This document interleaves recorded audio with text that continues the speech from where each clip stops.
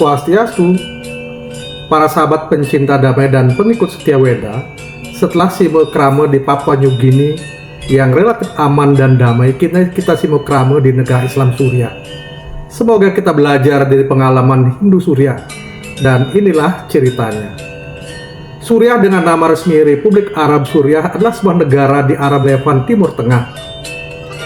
Pada tahun 2020 ada sekitar 0,01% atau sekitar 2.000 orang penganut Hindu dari total penduduk 20,4 juta jiwa. Pada tahun 2024, keberadaan penganut Hindu kurang terpantau di tengah keberadaan penduduk Suriah sekitar 22,5 juta jiwa karena kondisi perang. Agama Islam merupakan agama mayoritas dengan komposisi yaitu Islam Sunni 74%, Islam Syiah 13%, penganut Kristiani 10%, dan penganut Druze 3%. Sedangkan penganut agama lain dan kepercayaan lokal relatif kecil. Agama Hindu dianut oleh sebagian kecil orang Suriah yang dominan merupakan keturunan India. Penganut Hindu di Suriah lebih banyak melakukan praktek yoga yang dilakukan oleh anak-anak dan orang dewasa. Hal ini sejalan dengan Bhagavad Gita Adhyaya 14 Sloka 26 yang menyatakan, "Ia yang mengabdi kepadaku dengan tulus dan penuh cinta bakti, setelah mengatasi Triguda, ia juga patut bersatu dengan Brahman." Pendeta Hindu mengajarkan ajaran Siwa sebagai salah satu dewa yang dinilai sebagai maha guru dari yoga.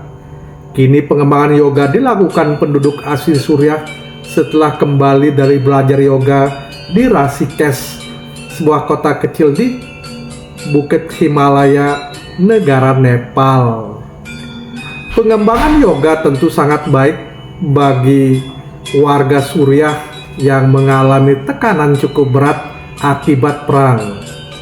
Bhagavad Gita Adhyaya 8 Sloka 14 menyatakan, "Aku mudah dicapai oleh yogin yang berdisiplin, oleh ia yang selalu memusatkan pikiran kepadaku tanpa mengingat yang lain."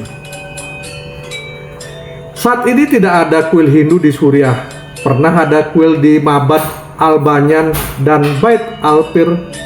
Kuil-kuil ini dihancurkan selama pembangunan kembali kawasan tersebut pada tahun 1970.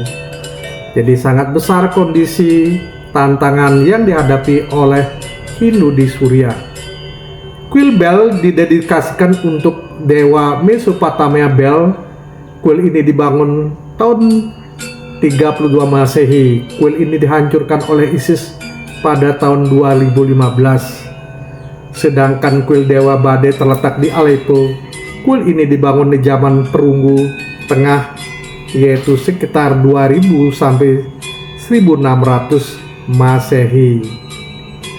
Ya, dengan tantangan yang sangat berat bagi penganut Hindu di Suriah, tentu dengan jumlah yang sangat kecil, dia akan selalu memuja Tuhan dengan kondisi yang dimiliki.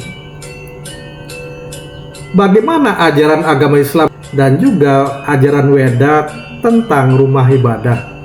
Mengingat ISIS telah menghancurkan kuil sebagai tempat pemujaan yang dilakukan oleh penganut Hindu. Ajaran Islam memandang rumah ibadah sebagai tempat untuk beribadah dan mendedikasikan diri kepada Allah. Merusak rumah ibadah dilarang karena aturan agama, aturan negara, akal sehat, dan hati yang jernih. Sesuai ajaran Islam, merusak rumah ibadah dari agama apapun adalah dilarang dan tidak sesuai dengan nurani dan juga akal sehat. Bagaimana dengan ajaran Hindu? Hindu memandang rumah ibadah disebut dengan pura atau kuil merupakan tempat suci untuk memuja Tuhan. Kuil atau pura juga menjadi pusat kegiatan keagamaan sosial umat dan juga kemasyarakatan. Khusus penganut Hindu di Bali, makna pura yaitu sebagai tempat pemujaan ide Sang Hyang Widiwasa dan roh suci leluhur. Pura melambangkan hubungan spiritual antara manusia dengan Tuhan, alam semesta, dan sesama. Pura juga melambangkan Trihikrana, yaitu hubungan harmonis antara manusia dengan Tuhan, sesama, dan lingkungan. Pura menjadi pusat kehidupan sosial dan budaya umat Hindu. Adanya penghancuran kuil oleh ISIS menunjukkan adanya inkonsistensi antara ajaran yang dianut dengan implementasi dalam kehidupan beragama. Hal ini sejalan dengan ajaran Bhagavad Gita Adhyaya 14 Sloka 17 yang menyatakan dari satwa kebaikan muncul pengetahuan, dan dari rajas nafsu muncul loba, kelalaian dan kesalahan. Demikian juga kebodohan muncul dari kemalasan atau tamas. Dari apa yang dialami oleh penganut Hindu di Suriah, di mana ada penghancuran kuil-kuil oleh ISIS, menunjukkan bahwa sifat-sifat loba, kelalaian, kesalahan, dan kemalasan telah menguasai para penganut ISIS. Sejarah perjalanan Hindu di Suriah cukup panjang. Terdapat beberapa bukti bahwa Raja-Raja Weda memerintah Suriah pada zaman kuno.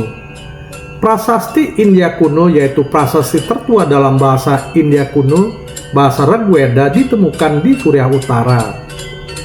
Kini agama Hindu belum menjadi agama yang jumlahnya signifikan di zaman sejarah modern. Bukti Raja-Raja Weda di Suriah dibuktikan dari peninggalan artefak tanah liat dari Armana yang menyebutkan Dasarata, seorang Raja Weda yang memerintah Suriah dan Turki sekitar tahun 1380 sebelum Masehi. Prasasti Bokaskoi menyebutkan Raja Nitarmi yang menurut agama Weda telah pernah memerintah di Suriah dan Turki. Sesuai Mandala Rigveda ke-8 menyebutkan nama-nama yang berkorelasi dengan nama Irak dan Iran banyak ditemukan. Agama Hindu di Timur Tengah telah hadir dalam bentuk agama Weda pada zaman prasejarah. Ajaran agama Hindu tentang reinkarnasi telah mempengaruhi agama-agama lain di wilayah tersebut, antara lain Yasidisme dan Druz.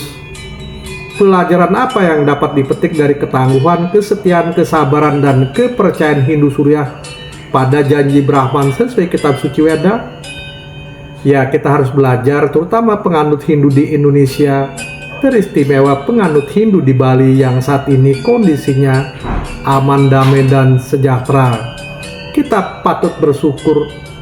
Kita doakan Hindu Nusantara, teristimewa Hindu di Bali, tetap aman dan damai. Kita juga doakan Hindu dunia, teristimewa Hindu di Suriah, dapat melaksanakan kewajiban dharma dengan baik di tengah goncangan akibat perang saudara dan berbagai terpaan kemiskinan yang terjadi akibat perang. Agar kejadian penganut Hindu di Suriah tidak terjadi di Indonesia, semoga kita belajar dan menguatkan ajaran agama masing-masing sesuai kitab suci yang menjadi acuan dasar dari setiap agama. Semoga Brahman memberkati kita semua. Om Santi Santi Santi Om.